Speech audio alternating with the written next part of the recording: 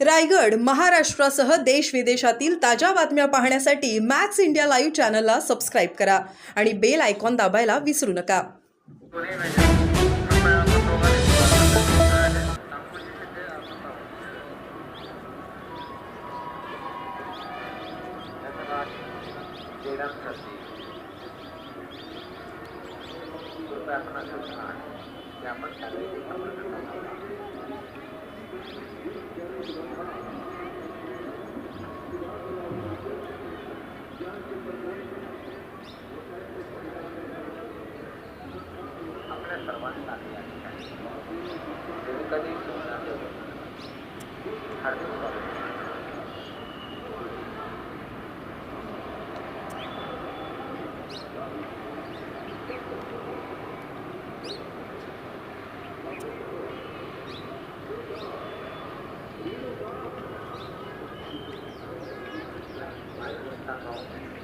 आपण या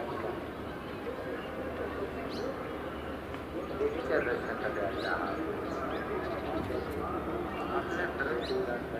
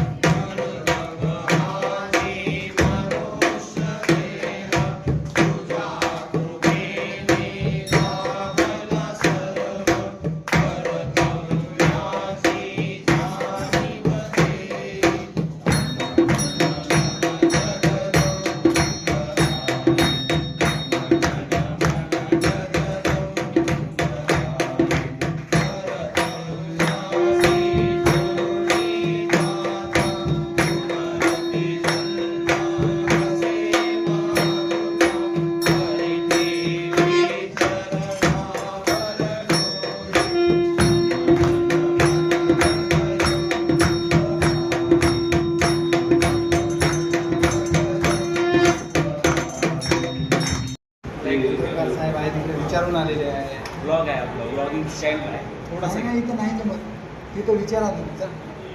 हां 2 सेकंदाचा व्हिडिओ.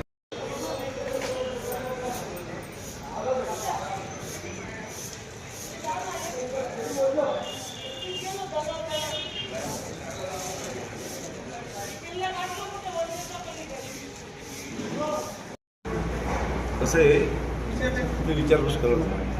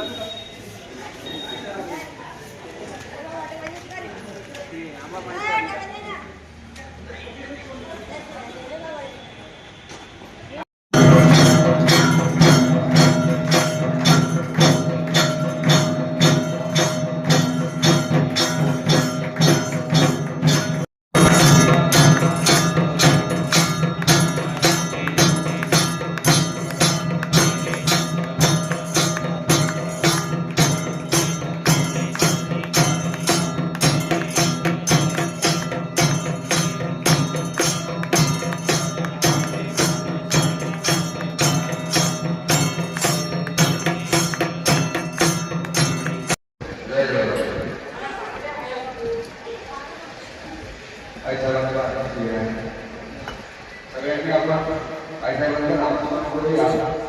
मी म्हणतो होतो माझ्या माझं सगळ्यांनी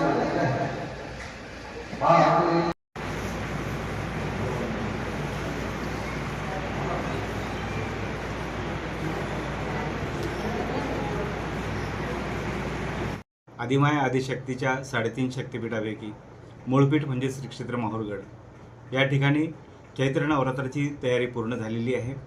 आज गुढीपाडव्यानिमित्त सर्व भाविक भक्तांना मातेचा शुभाशीर्वाद आणि गुढीपाडव्याच्या खूप खूप शुभेच्छा देतो. या ठिकाणी भाविक भक्तांसाठी सगळ्या प्रकारच्या व्यवस्था करण्यात आलेल्या आहेत. उन्हाळा लक्षात घेऊन पिण्याच्या पाण्याची व्यवस्था जागोजागी करण्यात आलेली आहे. आता पायऱ्यावर सुद्धा सुंदर असं शेड तयार झालेलं आहे, त्याच्यामुळे उन्हाचा त्रास भाविक भक्तांना होणार नाही. तसंच लिफ्ट आणि स्कायवॉकचं काम चालू असल्यामुळे काही भाग बाधित झाला होता, परंतु भाविकांसाठी त्याच्यात कुठलीही अडचण येणार नाही अशी कॉन्ट्रॅक्टरला सुद्धा सूचना दिल्या आहेत. त्यानंतर या ठिकाणी अनेक धार्मिक विधींचं आयोजन करण्यात येतं. गुढीपाडव्याला प्रथमतः देवीचं निशाण म्हणजे जो मुख्य ध्वज असतो तो चढवला जातो आणि त्यानंतर रेणुका मातेच्या महापूजेला सुरुवात होते. रेणुका मातेची महापूजा झाल्यानंतर मातेला अलंकार घातले जातात आणि घटस्थापना केल्या जाते. घटस्थापना झाल्यानंतर रेणुका मातेला पायसाचा नैवेद्य दाखवला जातो आणि त्यानंतर आरती केल्या जाते. आरतीनंतर या ठिकाणी सगळ्यात महत्त्वाचं असं म्हणजे नवरात्र महोत्सवातलं कुमारिका पूजन हे या ठिकाणी संपन्न होतं. कुमारिका पूजन झाल्यानंतर लगेच छबिना निघतो. पर्वताला प्रदक्षिणा करून छबिना परत येतो आणि रेणुका मातेला पुरणपोळीचं महानैवेद्य दाखवून महाआरती केली जाते.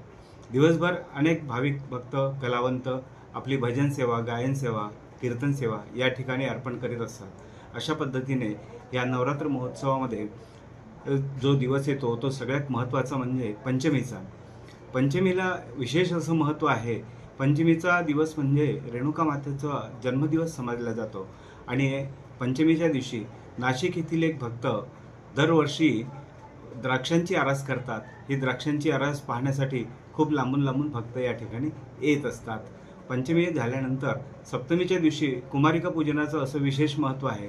परिसरामध्ये जेवढ्या कुमारिका असतील त्या सगळ्या कुमारिकांचं पूजन केलं जातं आणि त्यांना योग्य सन्मान करून त्यांची बोलवण म्हणजे अर्थात रेणुका माता समजून त्यांचा सन्मान या ठिकाणी होतो. त्याचनंतर जो महाकाली माते समोरचा जो किल्ला आहे त्यामध्ये महाकाली मातेचं मंदिर आहे.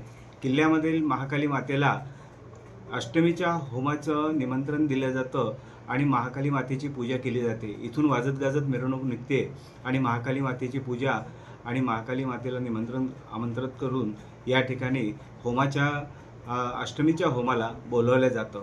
अशी ही पद्धत आहे. अष्टमीला होम हवन संपन्न होतं आणि नवमीला या ठिकाणी या चैत्र नवरात्रामध्ये अष्टमीच्याच दिवशी पूर्णाहुती असते आणि नवमीला नवरात्राची समाप्ती होते. असा हा 9 दिवसाचा कार्यक्रम असतो. सर्व भाविक भक्तांसाठी साधारण सकाळी 11 वाजल्यापासून ते 4 वाजेपर्यंत महाप्रसादाची व्यवस्था करण्यात आलेली आहे. तरी भाविक भक्तांनी दर्शनाचा आणि महाप्रसादाचा अवश्य लाभ घ्यावा. जय जगदंब, जय जगदंब, जय जगदंब.